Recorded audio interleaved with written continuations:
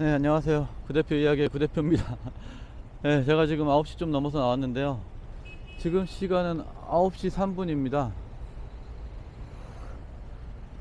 나오자마자 프로그램 켰더니 삼호가든 사거리에서 가리봉 오거리 45,000원짜리 오다가 있어서 바로 잡아서 지금 고객님하고 통화하고 이동 중에 있습니다. 가리봉 오거리 가서 찍겠습니다. 네, 지금 시간은 1월 30일 토요일 12시 9분입니다. 지금 고속터미널 도착했고요. 오늘은 좀 늦게 나와가지고 오늘 진짜 오랜만에 신입 기사분이 한 분 오셔가지고 교육을 해드리느라고 그분 교육하고 그 다음에 또 말일이라 가지고 이것저것 업무 처리할 게 많아가지고 좀 늦게 나왔습니다. 아까 9시에 나오자마자 오다를 하나 잡아가지고 그거 진행하느라고 인사도 제대로 못 드리고 일단 시작을 했는데요. 가리봉 오거리 45,000원짜리 오다 잡고 갔더니 10시가 다 됐더라고요. 그래가지고 또 빨리 오다를 잡아야 돼가지고 9시 58분에 가산동에서 감정동 가는 거 하나 더 잡아가지고 이거 두 콜 탔습니다 오늘. 그래서 9만원 찍었고요. 한 7만원 정도 벌었네요. 네. 그래서 감정동에 딱 도착하니까 저희 집 가는 9501 버스가 금방 온다 그래가지고 영상을 못 찍고 버스 바로 타서 지금 터미널에 도착했습니다. 오늘은 그래도 날씨가 어제보다는 좀 많이 따뜻해진 것 같습니다.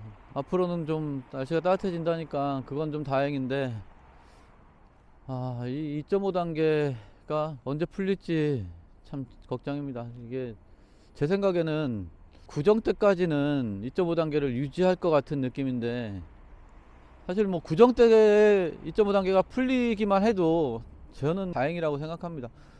그 이상 계속 갈까봐 그게 제일 걱정인데 어쨌든 진짜 뭘 어떻게 해야 될지 진짜 큰일입니다. 수입이 많이 줄어가지고 다 마찬가지시겠지만 진짜 쉽지가 않습니다. 산다는 게 살다 보니까 진짜 이런 일도 생기고 저런 일도 생기고 진짜 수많은 일들이 생겼는데 더 좋아져야 되는데 계속 또 안 좋아지는 것 같은 그런 느낌이에요. 그저께 저한테 질문하신 분이 이제 킥보드나 전동 휠이나 이거 장단점에 대해서 좀 얘기해 달라고 하셨는데 제가 느끼는 가장 큰 단점은 뭐냐면요, 물론 장점도 많이 있죠. 근데 이제 가장 큰 단점은 법인 오다 이제 일반으로 내려온 것들 있잖아요.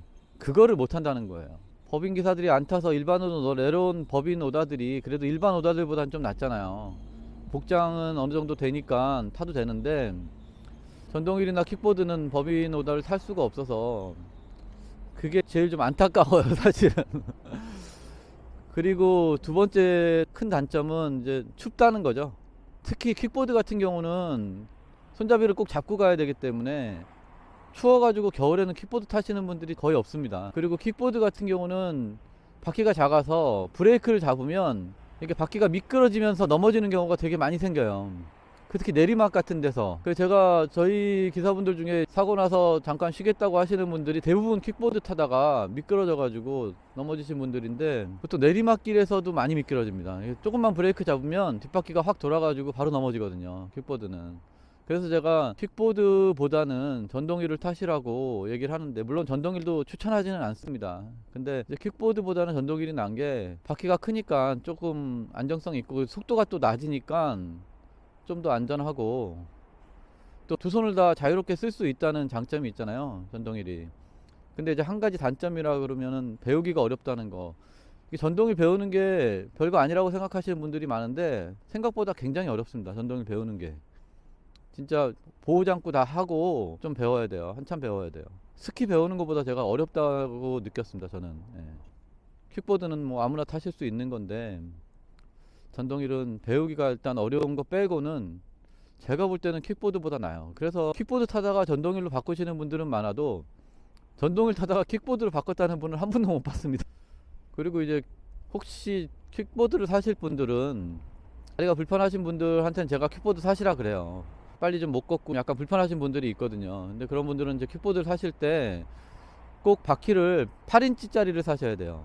그거보다 더 작아도 안 되고 더 커도 안 됩니다. 10인치짜리도 가끔 타시는 분들 있는데 10인치짜리가 안전하고 여러 가지로 좋긴 합니다. 바퀴가 아무래도 조금 더 크니까. 근데 작은 차에는 실기가 좀 불편한 경우가 많아요. 소형차들도 가끔 운전하잖아요. 그러면 이제 그거를 싣기가 좀 불편하고 뒷좌석에 놓으면 안 되거든요. 그 시트에 좀 걸리고 그래가지고 트렁크에 넣어야 되는데 작은 차들은 트렁크에 들어가질 않습니다. 그래서 그런 것들이 좀 문제고, 고객분들이 이거를 싫어하는 분들은 극히 드물어요. 그래서 그건 문제가 아닌데, 이제 회사에서 싫어하기 때문에, 회사에서 킥보드 있거나 전동일 있는 사람들은 아예 잡질 못하게 하는 경우가 좀 있어서 그게 문제고, 그거 외에 특별한 문제는 없는데, 제일 문제는 이제 위험한 거, 그 다음에 추운 거.